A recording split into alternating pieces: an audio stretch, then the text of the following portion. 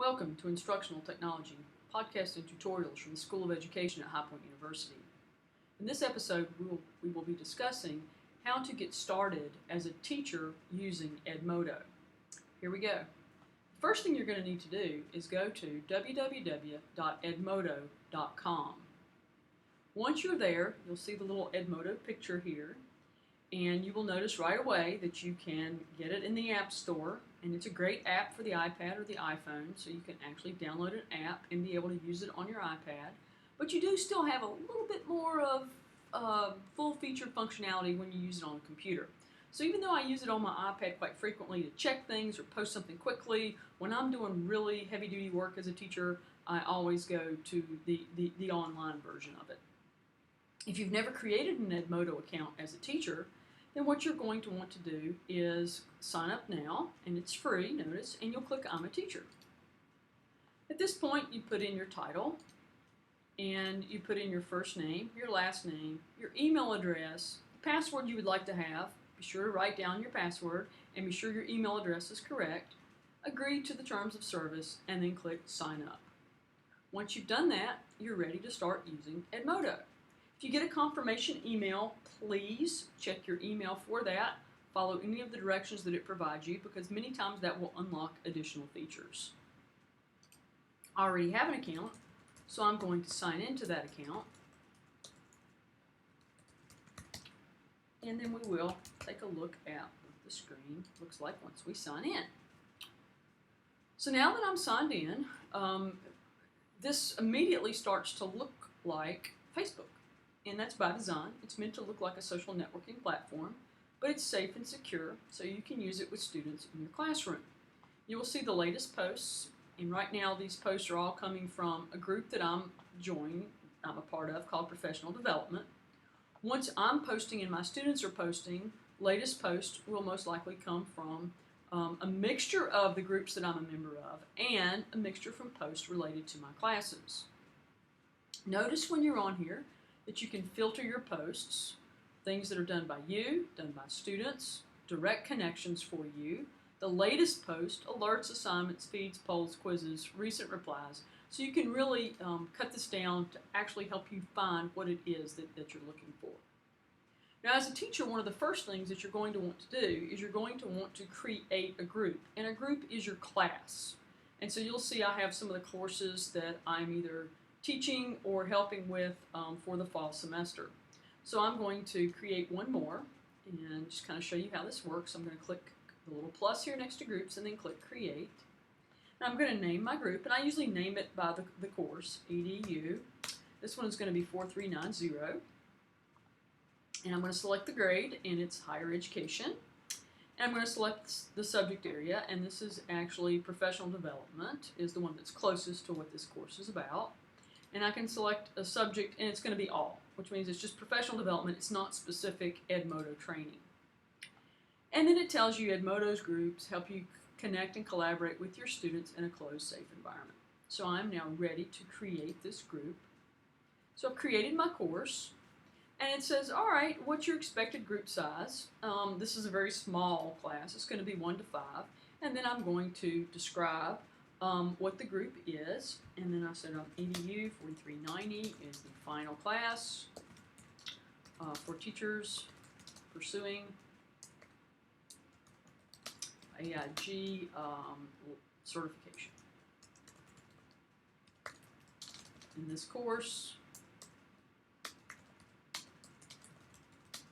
teachers will complete a 30-hour practicum,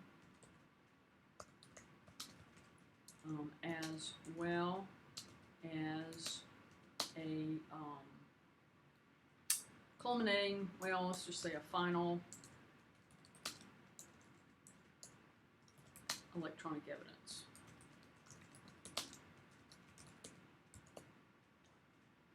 Or I could even say just as well as an electronic evidence. And then I'm going to click Finish. And now it's going to give me some help. It's going to say your classroom is ready for students. Invite students to join by giving them the group code. And this is the group code that you will need to email to your students or to provide to them. If they don't have email, that's totally fine, so that they can join, right? Now, they will sign up for Edmodo using this code if they've never had an Edmodo account before, or they will join your class after logging into their existing Edmodo account. Then it tells you lock the group code once your students have joined and make sure not to post it publicly. And it automatically locks 14 days after group creation. And anybody that joins with the lock code is put in a queue for you to approve. And that way you make sure people aren't getting into your class that you don't want to be there. And then, of course, you're ready to start using Edmodo. So if we look over here, we see the group code that we would want to give to people. We can also see posts for this class, folders for this class, members for this class. There's one, and that's me because I just joined when I created it. So I can let people know this code if we were doing it together in class. I could also give them a URL, which would be something that they could just click on and it would automatically take them to what they needed to do to get into Edmodo and to join this class.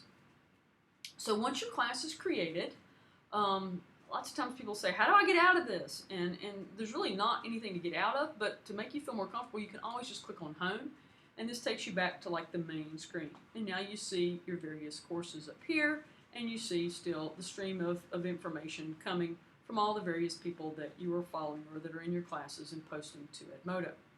So what are the things that you can do? One of the things that you can do is you can type notes to your students. And it can say, welcome to EDU 4390. Be sure to post a welcome message to me and your classmates,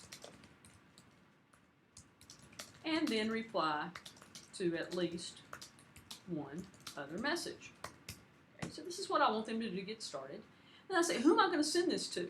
So I'm going to start to type the name of the course. So EDU 4390. Notice it pops up, so I can actually click that right there.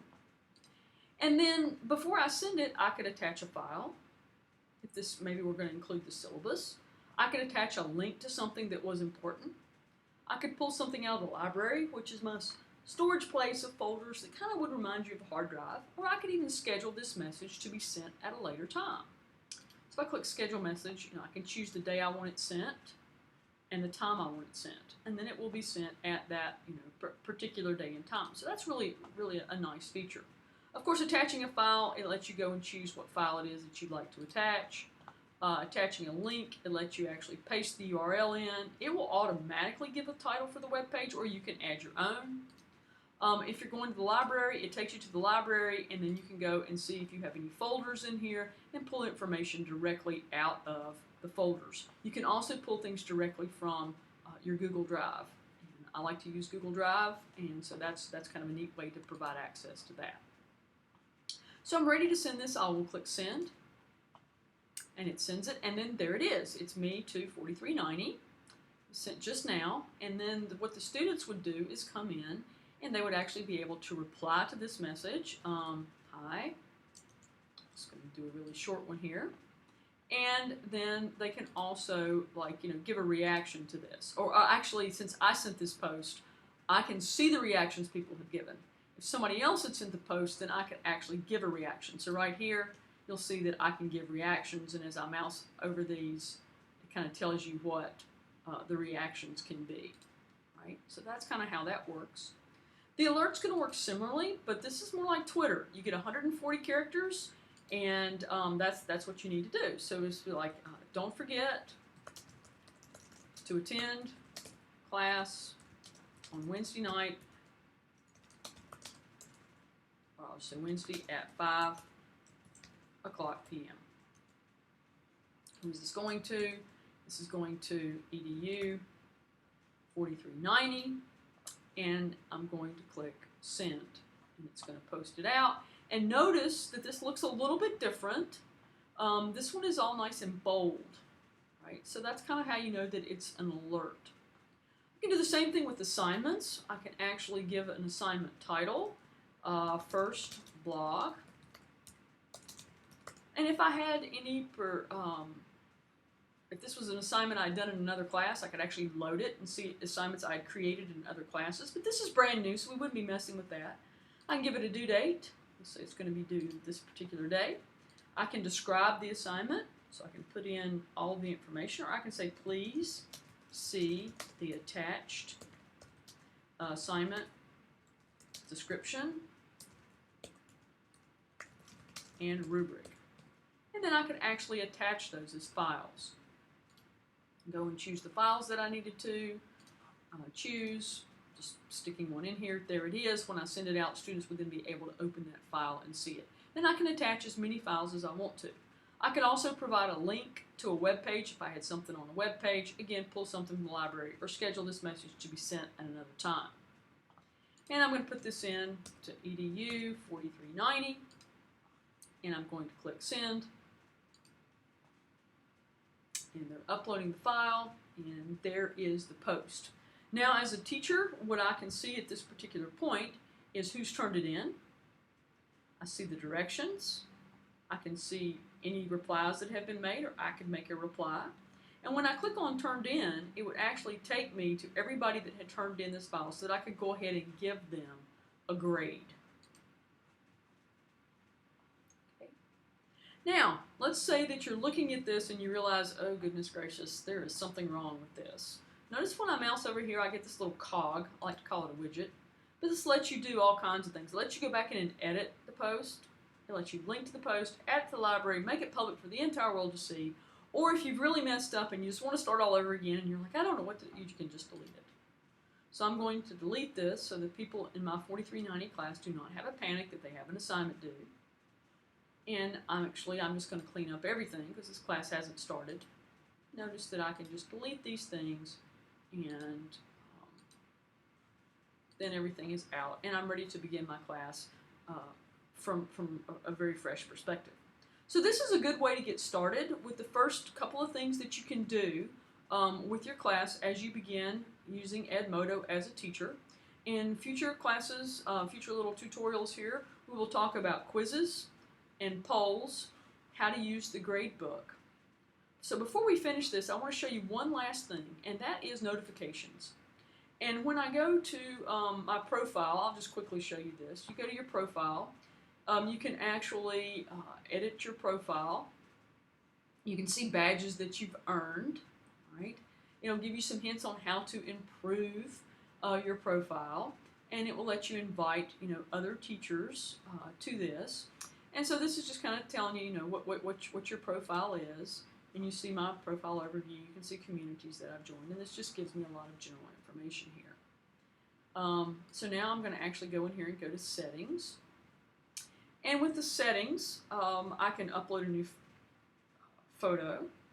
Here's where I can choose my email address, a secondary email, information about me, all right, all of my profile URL. So this is giving me all of the information about my profile that I just looked at before. But what I really wanted to focus on was email and text updates. I can actually be emailed anytime there's an alert, a direct message, a reply, a new group member, a group join request, connection request, notes. I can be alerted anytime something happens. And I can choose to be alerted by email, or I can choose to be alerted by text message. Now, this is a great thing that you're going to want to do with your students, is have them sign up for alerts. Then they don't have to keep logging in to see when you post things. They can automatically be notified. That's a really good kind of a way to make sure that they don't miss things, which is very, very, very important. So I always like to go to email and text updates. Set that for me. I set mine for email in many cases rather than text, just so I don't have text messages coming in all over the place. And but most of my students will set it up for text message. I typically also have a dummy student. It's my dog who joins all my classes, and so that's the way I test things to make sure that the alerts and everything is coming out. My dog signs up and gets the text messages at my phone. So that's a good way to kind of make sure that everything is taken care of. So at this point, we're going to wrap up this tutorial section, and I'm going to choose log out, and that's going to finish things up for me. And please look for additional podcasts and tutorials on Edmodo.